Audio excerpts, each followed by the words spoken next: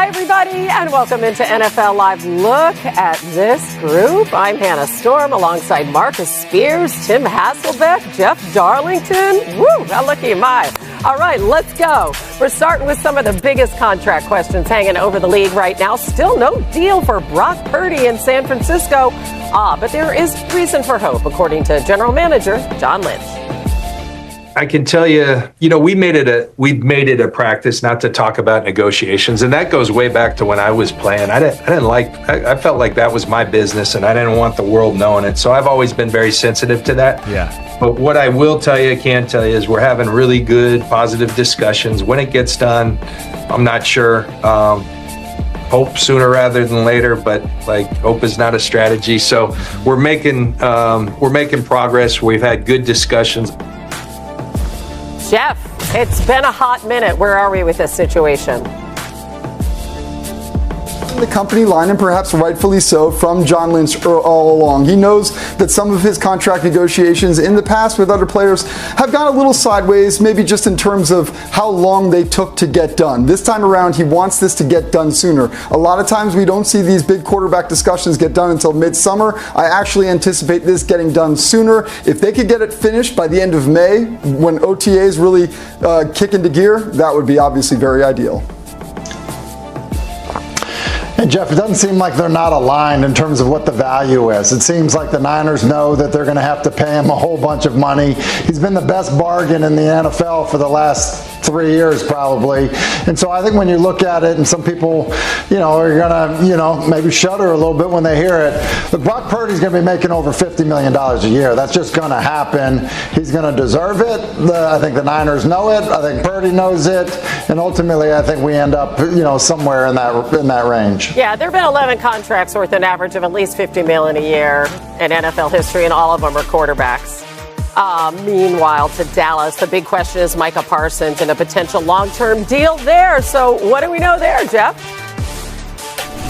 Well, looking for a record-breaking extension here, and while we have certainly called things positive when it comes to Jerry Jones' talks about these, I would not classify them quite the same as we did with Brock Purdy. Rather, this feels like it'll continue to be complicated. Jerry Jones making comments like he'd rather pay more if it takes longer and get it right than pay less. We don't really know what any of that means. We just know that Micah Parsons wants to get paid, and quite frankly, I don't see him at this point taking any type of hometown discount.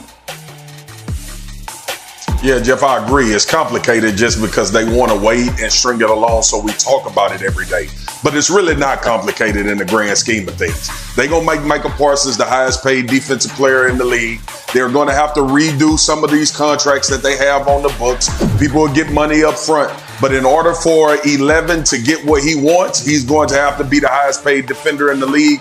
And I fully expect Jerry Jones and Steven to take it day one of the new season. Which would mean a lot of money because Myles Garrett became the first defensive player to make $40 million a year this offseason. Typical Cowboys, they wait and the price goes up.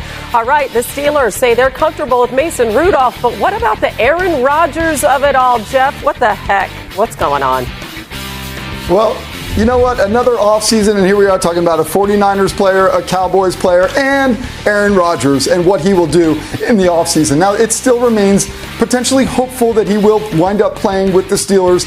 They obviously are trying to move forward with Mason Rudolph, at least the messaging that he can be their starting quarterback. But there is a reason why this team did not make any dramatic moves in the draft, and it is because they still are holding out hope that Rodgers will be their quarterback. If it happens, fine. If it doesn't, it looks like it will be Mason Rudolph under center week one. Yeah, and I just think you follow what's happened there. Like Aaron Rodgers has gone to Pittsburgh. He's met with Mike Tomlin.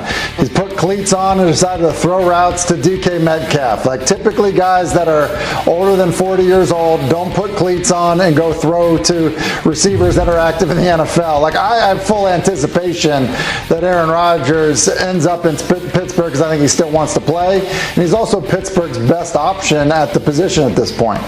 Yeah, last year was his second career season QBR under 50. So if and when, we'll see what he brings to the table there. On to Cincinnati, Trey Hendrickson requested a trade from the Bengals back in March. No movement there that we're hearing about. Jeff, what can you tell us about his future there in Cincy? No movement, but this is another one of those things. With the Bengals, all of a sudden we hear nothing, and then they sign their 2 top wide receivers to long-term deals. I will say with Trey Hendrickson, they're trying to get this back on the rails, so to speak. It has been frustrating, to say the least, to Trey Hendrickson since this point, but it is a situation where he wants to be paid coming off of a season like he had, and quite frankly, I don't think that the team is giving up hope here. I just think that after they paid those wide receivers, it becomes much more difficult to pay Hendrickson as well. Yeah, Jeff, I agree with you. It's going to be super interesting. The T. Higgins deal is really the one that made this very difficult for Trey Hendrickson. We didn't know if T. Higgins was going to get the type of money he got. We knew Jamar Chase would. But when you look at Trey and his production, there should be teams that come into the fold with a potential trade option and pay him. Highly productive sack leader from last year. Trey should get a lot of attention when the time is right. Cincinnati, I'm not sure if they're going to be able to afford what he's asking for on a yearly salary. Yeah, TJ Watt and Myles Garrett, the only players with more sacks than him over the last 5 seasons. Okay, and now the Dolphins' Tyreek Hill. So he was asked to name his top 5 quarterbacks in the NFL, and while 4 of them were really fairly obvious, let's face it, the 5th one was a much different Florida quarterback than you might have expected. Take a listen. Said, could I rank my top 5 quarterbacks? Lamar, Josh, Pat, obviously. No, this is no order, by the way. Baker Mayfield and Joe Shiesty, too. I mean, yeah. Swagoo, what do you think of no Tua there? What do you think? I mean, Baker Mayfield over Tua is essentially what we're talking about here. Yeah, listen, the honesty of Tyreek Hill, he knew damn well not to put Tua in there, or we would have had a conversation about Tua not being a top 5 quarterback. One, he saves the conversation so Tua don't have to hear it. And then secondly, he talks about Baker Mayfield in Florida. Now, I don't know how him and Tua are going to have this discussion, but when he mentioned all of the guys, it's the regular guys, and he threw Baker Mayfield in there because he knew in May on NFL Live at 4 p.m., we would talk about this. So Tyreek is, a little bit, he's been known to say things that strikes an eye. Because when he got to Miami, I want to remind everybody that he said Tua was a better thrower of the football and more precise than Patrick Mahomes. Exactly. So take it with a grain of salt. And don't make it personal to her. He's just saving you a conversation. Okay, so it's just Tyreek being Tyreek when he also said right when the season was over, Jeff, and you were there, I want out of here. I want out of Miami. So what's going on with him in that regard?